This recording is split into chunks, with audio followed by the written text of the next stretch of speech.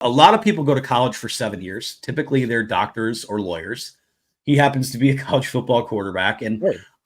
he's interesting to me because now again, I know that had trouble getting on the field at Indiana, and was the backup quarterback last year. But this is still a guy who was a former 4-star recruit, and you think about how much better maybe some of the skill talent might be at Michigan. Certainly, I think the offensive line play maybe better, even with this year where you flip all 5 guys. Probably the best line, 2 of the best lines he's ever played behind in the last few years. And, with the extra season of eligibility, it seemed like he was always going to be back some way, whether it was as a grad assistant or as a quarterback. But he is still with the team. Didn't really do much in the spring. He was limited with that injury, but he's in the mix for this gig. I know that the spring game was Alex Orji and Davis Warren, but people will still tell you they expect Tuttle to not only be in the mix. I know there are people that think he winds up being the guy too, but for me, when you look at what his season looked like last year, I mean, he showed some good mobility, a solid grasp of the offense that they're trying to run. And again, the caveat with that was mopping up in a lot of games because Michigan didn't play a competitive game until November 11th last year. But, to me, I think the biggest question with him is, do we already know what he is? If Michigan likes that Alex Orji brings a dual threat aspect to their offense, but also that a guy like Davis Warren brings the execution, the experience inside the system. Maybe Tuttle's a bit of both of those guys. And he's someone that should not be ruled out of this. I think that there is a chance that he does win this job. I don't think I don't want to say I don't think he comes back to Michigan if he doesn't think he has that chance, but they're going to give him a crack at this thing. And I think that there are some things to like here. And I know that they see him as kind of a coach in the room as well. So thoughts on Jack Tuttle?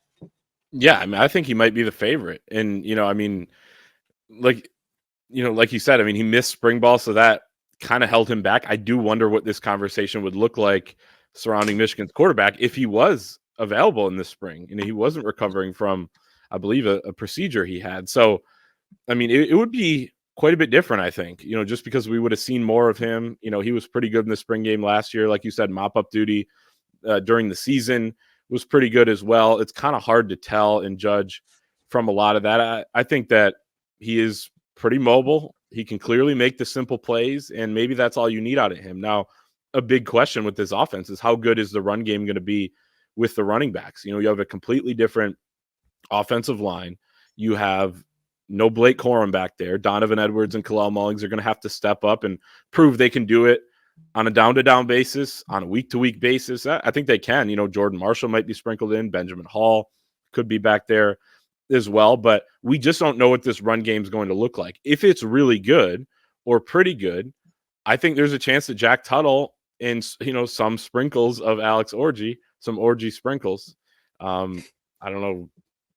People take that and run with it. That's a phrase. Yeah, that is a phrase. I don't know how that'll be used at some point, but people will probably take that and run with it. But then I think this offense might be pretty good. Like if he doesn't turn the football over, and again, he can make the simple plays, then I think he could be a productive quarterback for this offense, and you still use Alex Orji situationally. I think the one thing you worry about Tuttle with is, can this offense be dynamic with Jack Tuttle as a quarterback? And I have some stats. I wrote about this before spring ball, but he has completed 59.8% of his passes, 1,031 yards, 6 touchdowns, 6 interceptions in his career. He's attempted 199 passes. So it's not a super small sample size compared to the other quarterbacks on Michigan's roster. It's a very large sample size. We also have this sample size, 58 passes he's thrown of the past 10 yards beyond the line of scrimmage. He's 17 of 58, which is only 29.3%. So that is very low. Now, there are many different variables when you factor this in. A lot of his time has been in garbage time. A lot of his time has been at Indiana when Michael Penix or somebody else was hurt. He had to start a game, and you don't have the weapons around you. So it's really hard to judge that number. I just know it's a low number, and it's one that is somewhat alarming as you look at it. So he, in terms of what he has to prove, it's alarming because he has to prove that he can push the ball downfield. Michigan's offense can create big plays through the air with him behind center.